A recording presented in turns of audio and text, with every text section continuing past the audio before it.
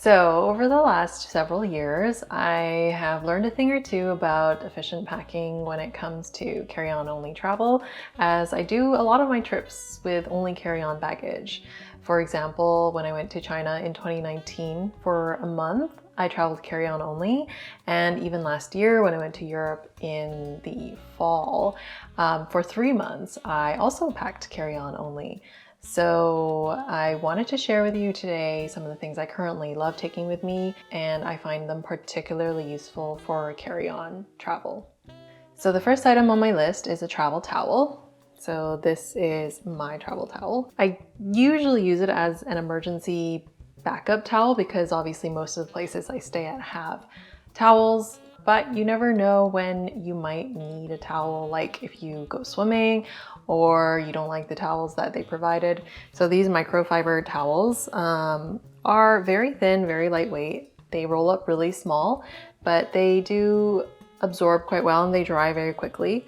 So if I just roll this up for you, like this is my towel. So mine is from Mountain Equipment Co-op or Company here in Vancouver, but basically you can find these on Amazon or any of your local outdoor stores. So the second item on my list is a shampoo bar. So I first discovered them back in 2019, right before my trip to China, and I ended up taking a shampoo bar with me on that trip.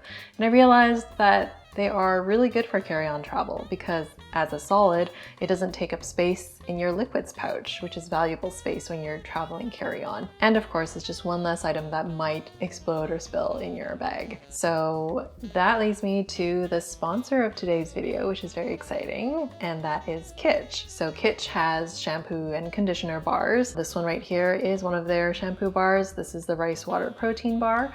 They also have these mesh bags that you can hang them up and store them in, which is quite handy. So you just loop it through and you can hang it up like this, or you can hook it onto your wrist when you're using it in the shower. So they're great for traveling and they smell really good. They're very easy to use. They lather up really nicely. I do find that using it with the mesh bag is actually quite helpful because sometimes these bars are slippery, and so having it there makes it easier to hold on to, and then you can just like paint it onto your hair. So here I have some footage of my hair after I washed with drugstore shampoo, and then I have some footage of me about 4 days after, and it's pretty greasy at this point, so it's ready for a wash. And then footage of my hair after I washed with Kitsch's shampoo and conditioner bars. Do keep in mind that I recently bleached and dyed my hair, so it's a little drier than usual. But yeah, I feel like after using Kitsch's bar compared to the drugstore shampoo, my hair is less frizzy and it's shinier, but it still feels really clean. And as you might have guessed, because I used it on recently dyed hair, it is color safe. So there's a bunch of benefits to using Kitsch's shampoo bars. It's better for the environment as you reduce plastic packaging. So they estimate that one of these bars is equivalent to 2 shampoo bottles. They are Leaping Bunny certified, vegan and cruelty-free. So these shampoo bars don't contain any sulfates, parabens, or phthalates.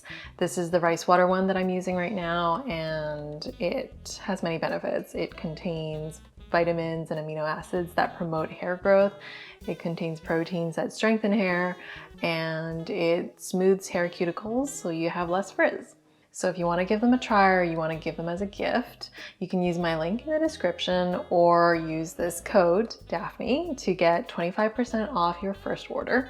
Kitsch ships to the US and also internationally to over 27 countries, including Canada, the UK, New Zealand, and Australia. You can also get it as a subscription, which is an even better discount. So the third item on my list is an e-reader. So it took me a while to get on board with using e-readers because I love the feeling and the smell of physical books.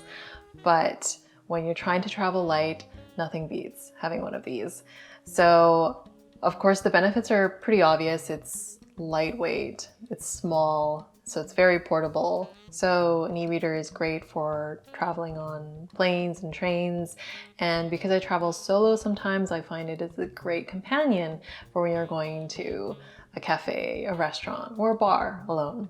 I like that I can look up word definitions on the spot. So the one that I have is the Kobo Clara HD. Kobo is a Canadian company, but obviously a lot of people have Kindle from Amazon, and I'm reading An Immense World.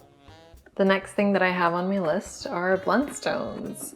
I actually got these in 2019. They got broken in on the Great Wall of China, which is pretty cool.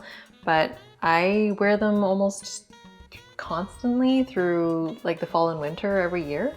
I just find them very versatile. They are very comfortable to me for walking all day, and I have kind of wide feet too, so they work fine for me.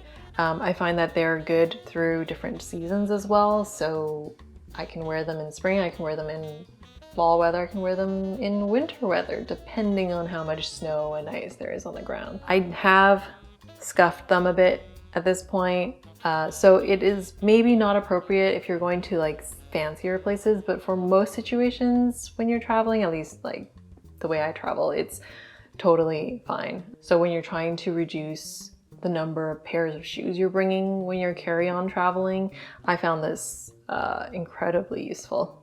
Oh, the other thing is you can even wear them on like mild to moderate trails, like nothing crazy, but gentle hiking, you can wear them as well. So number 5 is my Lululemon sling. So I know it feels like everyone has one of these, at least where I live.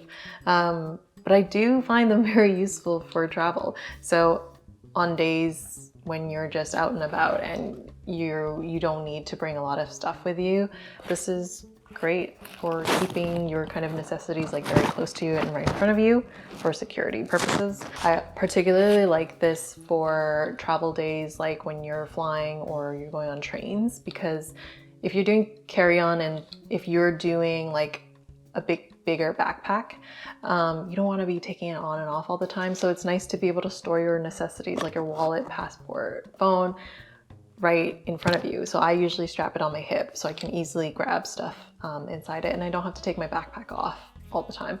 The other thing that's specific about the Lululemon one is I like the material and the shape of it. I feel like it's casual but not too casual. So again, I just find that versatile. So the next thing that I have is a cleansing balm. So this is mainly for those of you who wear makeup. And I don't know if this is specifically a carry-on tip, but I have packed it outside of my liquids pouch the last few times that I've brought this, because it is a solid at room temperature, and I haven't had any issues with it. But I think it might depend on the airport that you go through or the country. So I don't know if it technically counts as a liquid, but regardless, I find it good just because it's one less item that will risk exploding or leaking in your bag.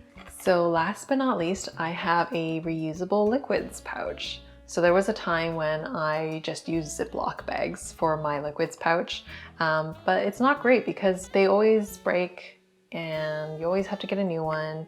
And I prefer the shape of this better because I feel like I can pack it more efficiently than a Ziploc bag. So this is one that I got from Daiso, but I'm sure you can find these in many different places. Just make sure it's transparent and that it's about the right size. I always pack it near the top of my bag, so going through security is a breeze, and that's it. So I know they weren't anything fancy, I just find them like very practical items for when I'm traveling. Hopefully there was something useful in there for you, or maybe you got some ideas for gifts for other travel lovers. Yeah, anyway, thanks for watching and I'll see you in the next video. I've got Vietnam and Japan videos coming up. So stay tuned for those and happy holidays.